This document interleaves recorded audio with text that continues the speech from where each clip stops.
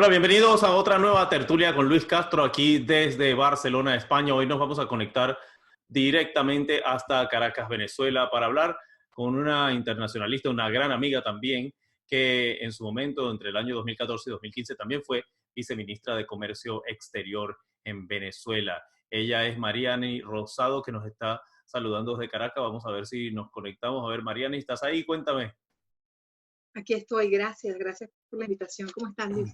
Yo muy bien, aquí aprovechando un poco para conversar contigo sobre los acontecimientos en Venezuela, que a pesar de que la crisis del coronavirus no ha golpeado tanto al país, se siguen generando noticias como siempre en Venezuela. Venezuela es un país que informativamente nunca te aburres, siempre está pasando algo. Y una de las principales noticias hasta ahora ha sido precisamente el retorno de muchísimos venezolanos que estaban en el exterior, que están huyendo de la pandemia en otros países. Pero ¿por qué no nos cuentas un poco cómo va el tema de la pandemia en general en Venezuela? Porque hasta el día que estuve yo allá, que fue hasta el 22 de marzo, estaba todo bastante controlado y la verdad que los números indican que ha funcionado muy bien. Sí, bueno, a juzgar por las cifras que tenemos de casos presentados, de atención médica, los recuperados y la cantidad de muertes que son menos de 200 hasta los momentos.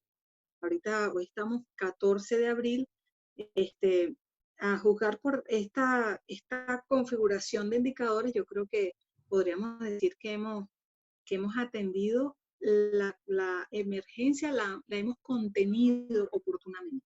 Y contener la emergencia, bueno, significó en su momento implementar una cuarentena temprana, um, instalar todas las disposiciones, los dispositivos que se pusieron en los distintos centros médicos para atender las emergencias y de una vez implementar protocolos de higiene y protocolos sanitarios distintos, con menos de 200 muertos, más de casi 400.000 tests aplicados y aproximadamente unos menos de 1.000 casos que se están tratando en estos momentos, que son sospechosos, que no son casos de coronavirus, sino que se están implementando las pruebas.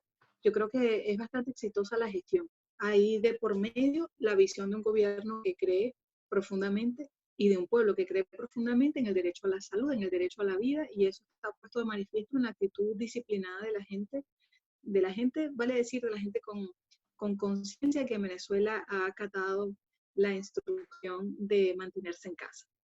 ¿Y qué es lo que está pasando entonces ahora? Porque bueno, se contuvo la epidemia dentro del país y el presidente Maduro, a través del canciller Arreaza, anunciaron que estaban constantemente gestionando vuelos internacionales a diferentes destinos, a los Estados Unidos en su comienzo, cosa que no se dio por el tema de las sanciones a Conviasa, y después se terminó mandando un avión a México, y por la frontera colombo-venezolana también están llegando muchísimos venezolanos. ¿De qué se está hablando actualmente en Venezuela en respecto a esto? ¿Cómo se está viviendo esta situación y cómo se estará preparando, me imagino, el gobierno y el país para recibir de vuelta a todos estos venezolanos?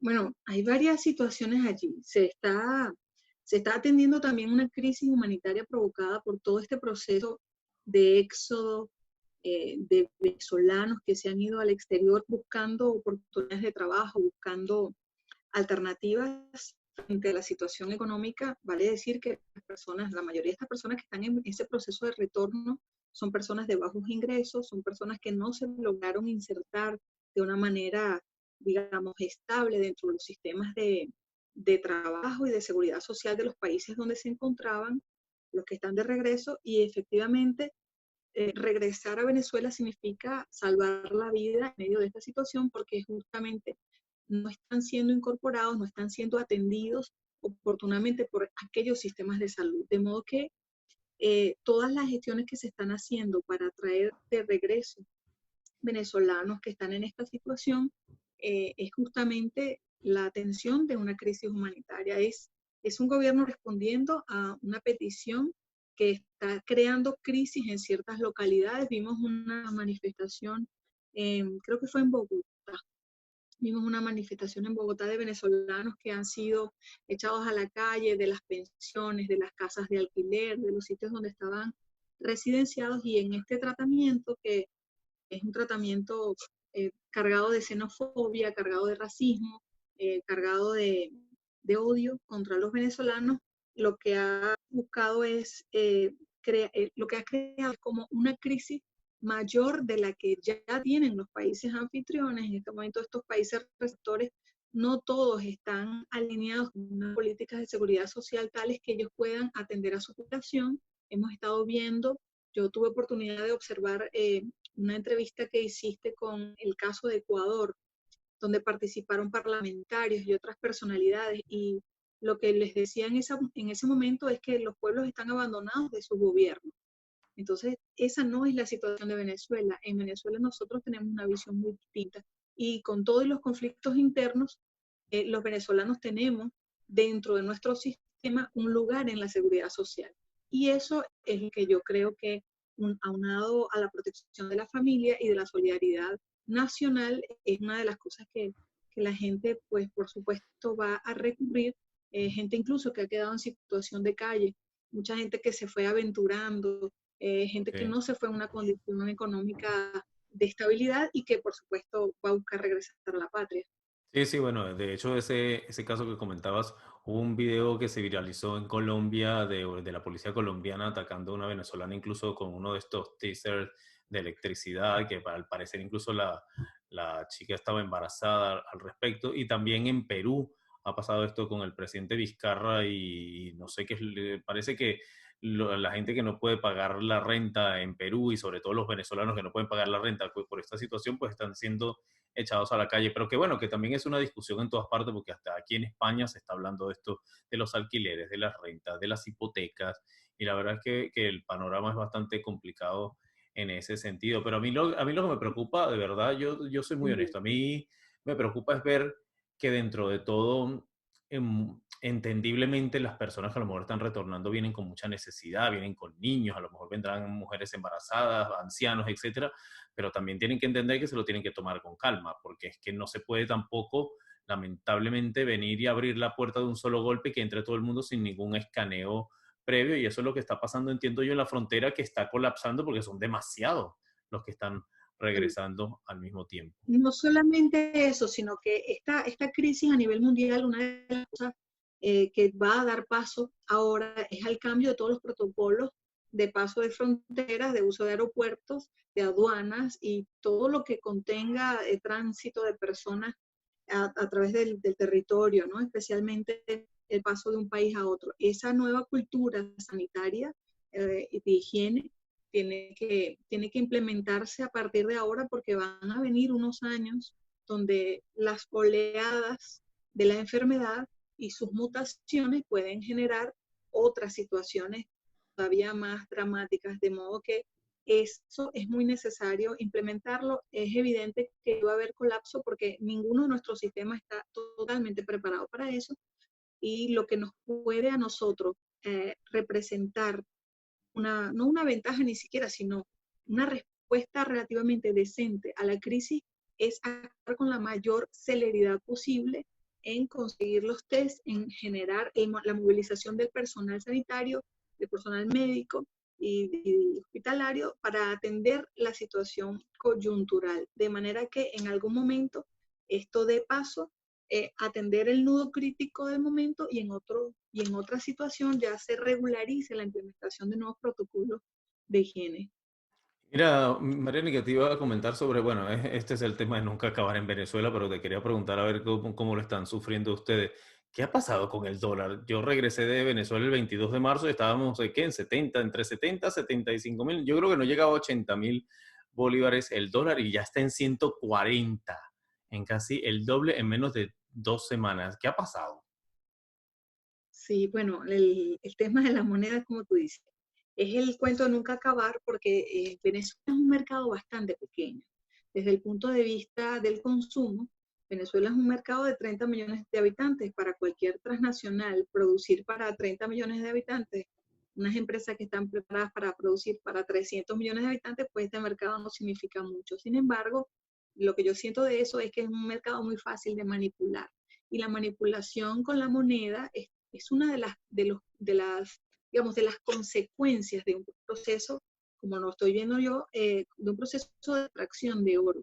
Y la rueda es más o menos así. Estamos hablando de un proceso en el cual la emisión de bolívares y la acumulación de bolívares está orientada a conseguir dólares en el mercado ilegal, que a su vez están orientados a conseguir oro en el mercado ilegal.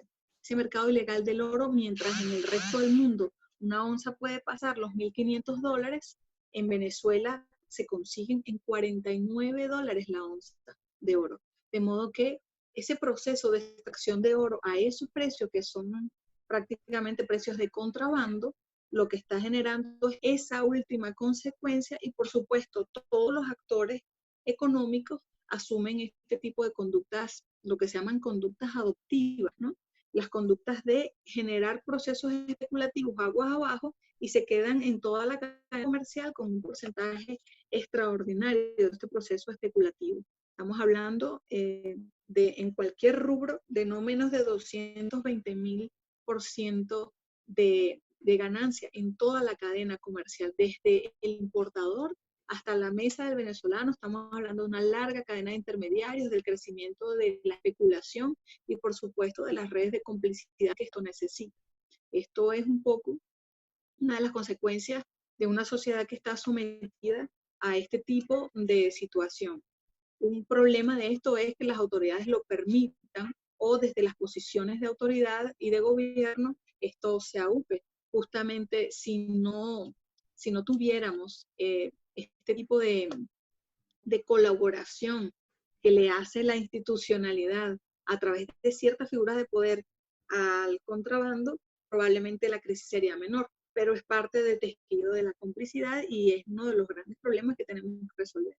Sí, bueno, sí. Yo lo veo como una consecuencia final del proceso de extracción de oro, que recae sobre el tema de la moneda en un país donde nosotros deberíamos prácticamente tener una cesta de valores que categorice, nivele nuestra moneda a unos precios internacionales que la comparen con las mejores monedas del mundo, considerando los recursos que Venezuela tiene y el valor internacional de estos recursos. Evidentemente, cuando estos recursos salen por vía de contrabando, muchos de estos productos entran a ese mercado de contrabando sin el valor del mercado internacional. En consecuencia, nosotros somos los que padecemos en nuestro mercado esa vuelta completa que da el dinero. Sí, bueno, pero... Evidentemente, todo el sistema de seguridad social mantiene a la población, pero la mantiene a niveles que son de supervivencia. Sí, bueno, pero te iba a decir que igualmente yo siempre he sido muy crítico también. Yo entiendo que las políticas económicas de no solo de este gobierno, de todos los gobiernos, son obviamente las que llevan adelante la vida de un país, pero la ciudadanía tiene también su responsabilidad y yo siempre hago este recargo en todos los programas que yo hago porque al final el venezolano también tiene que tomar su conciencia y dejar también las cadenas de especulación, que es que es uno de los grandes problemas de Venezuela de siempre, que vienen y sacan un día un producto, el producto está ahí, al día siguiente vienen y sin ninguna razón ni ninguna ciencia detrás de eso, vienen y suben el precio como quieren. Obviamente eso va generando otro tipo de inflación porque no es necesario ser economista, que yo no lo soy, para entender que también la inflación en Venezuela no obedece 100% a los parámetros normales de cualquier economía global de ofertas y demandas. Es que es un problema relacionado literalmente con el dólar y que es el cuento de nunca acabar. Pero bueno, esos temas económicos, dime. Además, el dólar en un proceso de decadencia. El dólar en una moneda que se ha sostenido los últimos 100 años, pero especialmente después de Bretton Woods, después de la finalización de la guerra de Yom Kippur y la suscripción de los acuerdos de paz de esta guerra en el 73, esta moneda sostenida por las operaciones de petróleo, y las operaciones de petróleo a partir de ese año se hacen todas en dólares, de modo que rompiendo el patrón oro y asumiendo la producción o el comercio del petróleo como el sostén de la moneda, más todas las ondas especulativas que se montan, la financiarización y la hiperfinanciarización del sistema, evidentemente que van a traer una serie de consecuencias sobre el resto de los actores. Estamos hablando de un Estados Unidos como actor dominante y de unos estados subalternos, en nuestro caso, con un nivel de dependencia importante. Yo diría más de sometimiento que de dependencia, bueno, considerando que el 95% de la riqueza de nuestro país la produce el petróleo a través de PDVSA y que esa venta se le hace principalmente a Estados Unidos. Entonces, evidentemente, nuestras economías, habría que decir también, por ejemplo, la economía de México, que es petrolera, la economía de Ecuador, que es petrolera, tienen mucho que ver con este proceso y ellas también se resienten como la nuestra frente a las bajas de precios. No está mejor Ecuador, que dolarizó su economía, por haberla dolarizado frente a esta crisis. Justamente cuando está en deterioro la moneda, el dólar, entonces evidentemente el resto de los países que dependen de esas operaciones y de ese ingreso en esa divisa y de esos mercados de importación, entonces van a caer. Estamos hablando de un hegemón que crea crisis internacional. Su trabajo es crear crisis y controlar las variables de esa crisis. Yo Es creo, cierto por cierto, que tú, que como tú eres experta obviamente en comercio exterior, que obviamente que tuviste cargos importantes en el gobierno al respecto, ¿qué crees que va a pasar después de todo este rollo, esta pandemia, que se terminen todas las cuarentenas a nivel global? Mucho se habla de el mundo va a cambiar, la humanidad va a cambiar, la economía va a cambiar. ¿Va a cambiar algo en verdad? ¿Tú crees que de verdad va a haber un cambio, van a haber cambios de hegemonía geopolítica, económica? Por ahí, como tú estabas diciendo, a lo mejor se concreta la defunción total del dólar y a lo mejor el yen chino es el que se convierte en la nueva moneda global. ¿Cómo ves tú el panorama de aquí a cuando terminemos con toda esta situación? parece que todos estamos tratando de hacer o atinar un pronóstico eh, asertivo sobre qué va a pasar. Estamos tratando de ubicarnos después de la pandemia y evidentemente toda la gente que analiza esto y que se ha ido a la historia ha visto grandes y profundos cambios porque las consecuencias de las pandemias suelen ser consecuencias que sobre todo afectan la vida humana en términos de números, ¿no? Eh, Quizá esta pandemia no sea tan letal desde el punto de vista de la vida de la gente como lo fue, por ejemplo, la peste negra en su momento, como lo han sido otros. Pero el problema no es este en particular aquí cerrado, sino que el problema es que esta es una de las formas de guerra no convencional, en una guerra que está situada como por objetivo.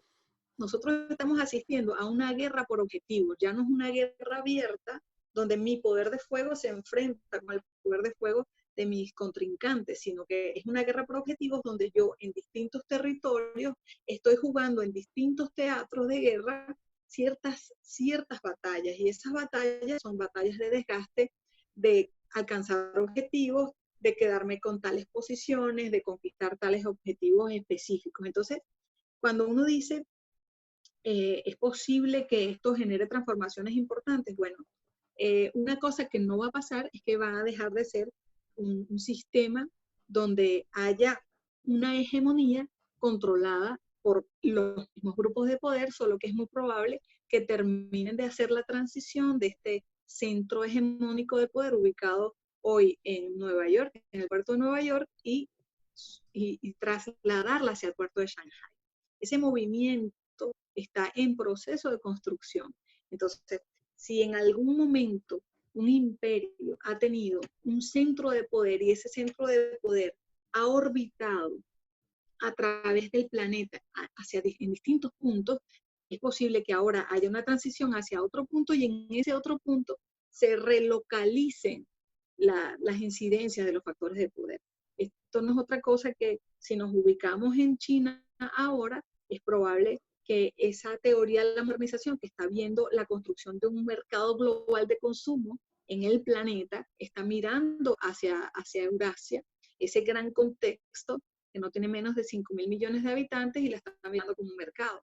Ellos han hecho crecer ciudades enteras en menos de 20 años en 14, 15 millones de habitantes, más un desarrollo tecnológico descomunal. Pero es posible que ese ensayo para la construcción de esas nuevas clases, que son clases emergentes, clases medias emergentes, lo que vaya a significar es la potenciación del espacio geográfico con todo su desarrollo y su gente para la relocalización de este centro de poder. Eso es lo que yo estoy mirando ahora, junto con otros analistas que están pensando igual.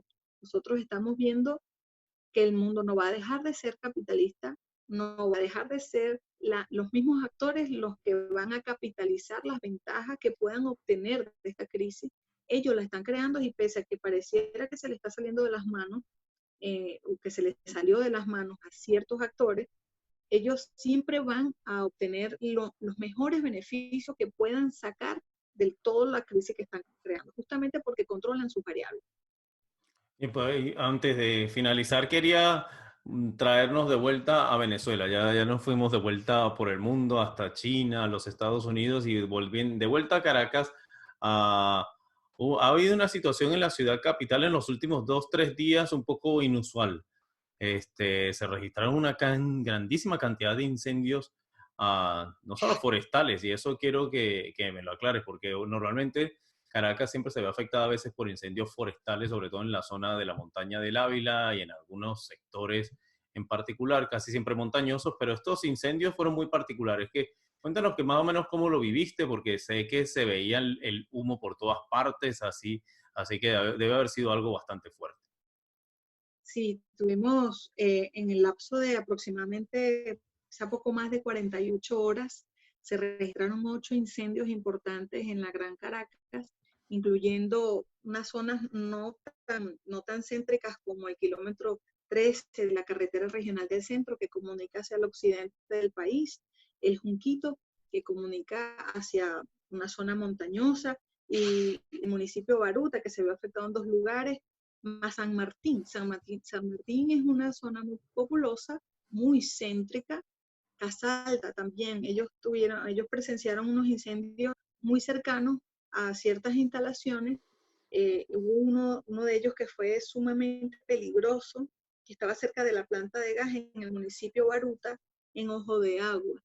Ese incendio fue sumamente peligroso porque la planta de gas estaba muy cerca de donde ocurre el incendio y el resto del país no está incendiado a estos niveles. O sea, estamos hablando de 8 incendios en menos de 48 horas coincidiendo con el 11, 12 de abril, 13 Sí. de abril. Estamos hablando de fechas en que nosotros recordamos el golpe de Estado que se le dio al comandante Chávez en el año 2002 y estos incendios que hay gente que dice que tienen que ver con el verano, pues no se corresponden con el verano exclusivamente, no puede ser. Es más, durante el Bueno, verano bueno, registramos... En Venezuela siempre es verano, o sea, en Venezuela no hay mucho, en Venezuela siempre hace calor, así que quien quiera que haya puesto esa excusa, sinceramente no sé qué En estaba este pensando. momento, la mayor parte del territorio nacional está a 35 a 37 grados centígrados,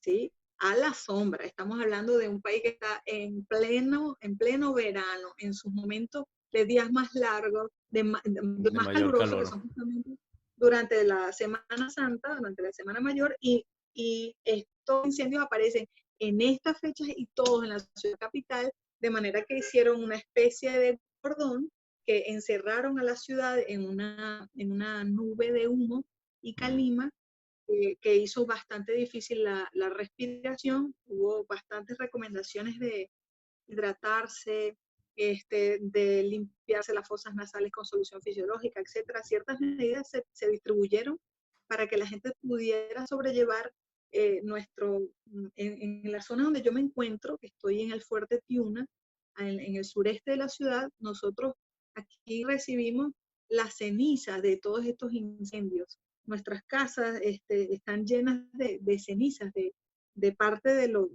que se quemó. Y evidentemente todos los años, más o menos por la misma fecha, se registra la actividad de los pirómanos, que ya son regulares por estas fechas y que tienen unas zonas de preferencia.